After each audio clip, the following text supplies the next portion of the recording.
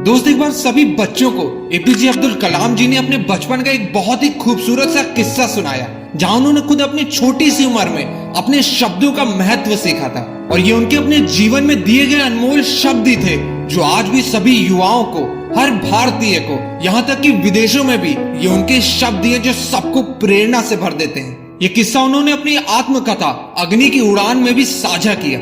वो कहते हैं कि जब वो छोटे थे तो उनकी माँ रोज सब परिवार के लिए खाना बनाया करती थी और वो हमेशा अपने माँ के साथ किचन में जमीन पे बैठ के खाना खाया करते थे। उनकी माँ केले के पत्ते पे चावल, सांबर, अचार, चटनी और रोटी देती थी जिसका स्वाद वो कभी नहीं भूलते। एक रात ऐसे ही उनकी माँ ने सबके लिए खाना बनाया और पिताजी को खाना परोस दिया। वहाँ कलाम जी और उनके 2 भाई और बहन भी साथ बैठे थे। पर जब उनकी माँ ने पिताजी को खाना परोसा तो कलाम जी ने देखा कि पिताजी को दी हुई रोटी पूरी तरीके से जल चुकी थी। ये देख के कलाम जी ने सोचा शायद अभी पिताजी इस रोटी को देख के माँ को रोटी बदलने के लिए कहेंगे, पर ऐसा नहीं हुआ।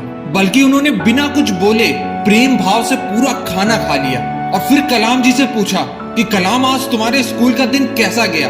मुझे याद नहीं कि मैंने अपने दिन के बारे में उन्हें क्या बताया था, पर हाँ मुझे ये याद है कि उस रात माँ ने जली हुई रोटी के लिए माफी मांगी। पर उस रात पिताजी का माँ को दिया हुआ जवाब वो जीवन भर कभी नहीं भूले।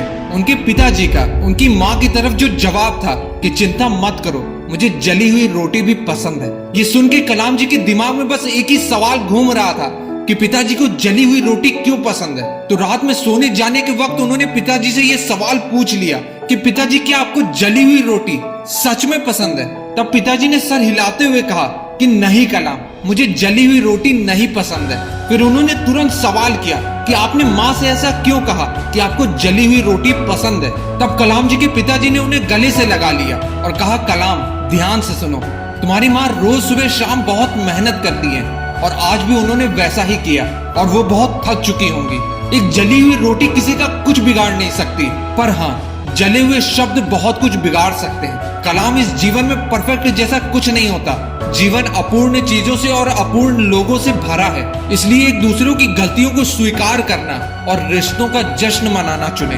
पछतावे के साथ जगने के लिए जिंदगी बहुत छोटी है।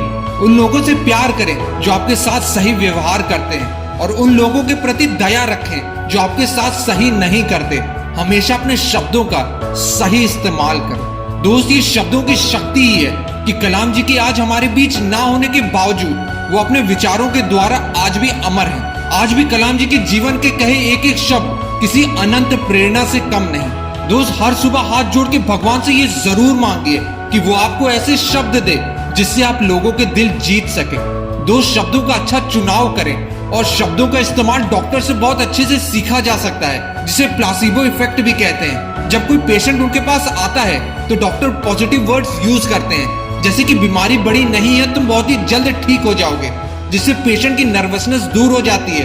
वो पॉजिटिव फील करता है, जिससे उसकी बॉडी भी पॉजिटिव चेंजेस देती है। कभी कभी ये शब्द ही हैं जो दवा का काम कर जाती है। दोस्त, एक पूरे दिन के लिए एक बार लड़ाई और बुराई को किनारे करके अपने शब्दों का इस्तेमाल किसी के चेहरे पे मुस्कुराहट लाने के लिए करो। दोस्त, अपने परिवार और प्रियजनों के लिए ये 4 शब्दों का तोहफा इस वीडियो से लेके जाइए। Thank you, please, sorry, I love you और बाकी सारे नकारात्मक शब्दों को किनारे कर दीजिए और तुम अपने जीवन में एक ही दिन में एक बहुत ही बड़ा चेंज देख पाओगे। इस दुनिया में प्रेम भरे शब्दों से, पॉजिटिव बातों से बड़ी कोई दूसरी शक्ति नहीं और ये शक्ति आपके पास है।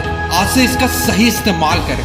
आखिरी में कलाम जी की कही ये पंक्तियां कहना चाहूंगा, इतना मत बोलिए कि लोग आपके चुप होने का इंतजार करें, बल्कि इतना बोल के चुप हो जाइए कि लोग आपके दोबारा बोलने का इंतजार करें। जय हिंद, जय भारत, जय कलाम जी। अब मिलते हैं नेक्स्ट मोटिवेशनल फ्लाइट के साथ। This is Ashish, thank you and bye bye.